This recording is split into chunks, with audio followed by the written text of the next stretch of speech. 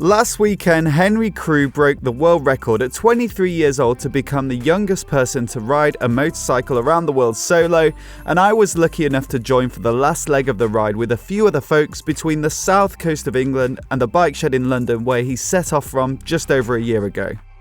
He completed the trip on what might seem like a surprising choice of bike, a Ducati Scrambler desert sled. Before we left from Laguna Performance Centre in Ashford, I got a chance to get a few shots of the bike, and here's what I found out about it. Although you might expect someone to ride around the world on a bigger, more reputed adventure bike like a BMW 1200 GS, the desert sled seems like a relatively sensible choice compared to some of the other options Henry considered. Harley-Davidson were originally slated to provide a bike for this trip, proposing to convert a Sportster into an off-road adventure bike. Unfortunately, that fell through, and offers of a bike came in from Norton and Royal Enfield before Henry managed to get the Scrambler loaned from Ducati. This particular bike is a former press bike, and it had just 2,000 miles on the clock before he left. It's pretty much stock, but there are a few subtle mods which have helped to take it around the globe. One of the reasons there aren't that many customizations to the desert sled is that Henry says he wanted to prove that you could do a round the world trip on pretty much any bike. But of course, a rear luggage rack was needed, as well as a fly screen fitted, and engine guards are essential to prevent any major damage from drops. There's also a Gerbing heated clothing system on board and an extra USB socket at the bars. Fixing your own punctures is an absolute necessity when undertaking a trip like this, and it's much easier to plug a tubeless tyre than it is to repair an inner tube. So partway through the trip, when an inner tube got totally shredded, Henry converted the existing tyres on the desert sled by fitting an O-ring sports bike valve, which he taped up with duct tape to get a seal before sealing it properly at a garage. On the inside of the rim, the spokes didn't have any tape to make them airtight, but it seemed to hold anyway. Henry actually says that he refused any offers of truing the wheels by adjusting the spokes throughout the entire trip in fear of any adjustments breaking their seal. They've held for approximately 40,000 miles, and at one point one of the tyres had 6 plugs in it and still held air.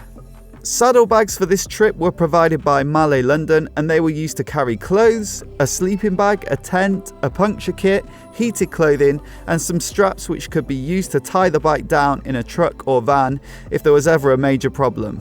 He also used a Velomaki backpack to store electricals like a laptop and camera so they could be easily carried off the bike and only non-valuables left on the bike. Henry said in an interview that he rarely locked the bike on a trip, and the only thing that was stolen was a baseball cap off the back of his bike in Iran. Now I'm sure you'll have noticed from the images that there's a pair of fuel cans on either side of the bike, and they each hold about 7 litres, which combined will be enough to fill the tank on the desert sled. This helps to give enough range to make it between petrol stations in the more remote parts of the trip. One of these cans actually cracked in Australia, and that led to fuel spilling all over the bike and Henry's gear, and as a result it was just used to keep the bag from touching the exhaust for the rest of the trip.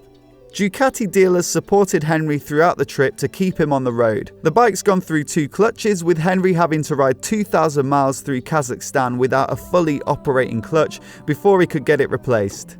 The bike's also had its forks replaced because of a failed seal. It might seem excessive just to replace these parts entirely, but it was the quickest way to keep him going on the trip rather than waiting for parts and time to rebuild.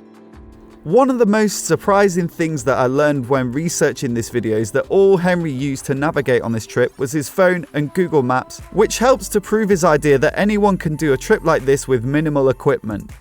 Henry got by with downloading Google Maps data when possible, using a local SIM card for mobile data when he could, and failing both of those using an app called Maps.me as a fallback, which operates without any data at all. A USB cable was run from under the seat, under the tank to the bars to keep his phone alive.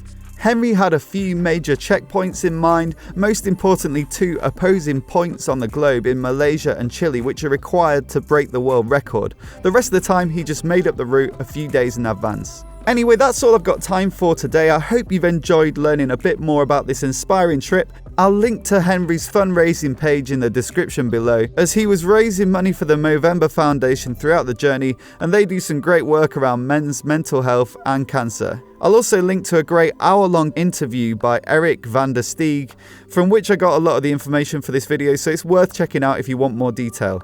Let me know if you got any questions in the comments below, and if it's your first time here, I do hope you hit subscribe, and then I'll see you in the next video.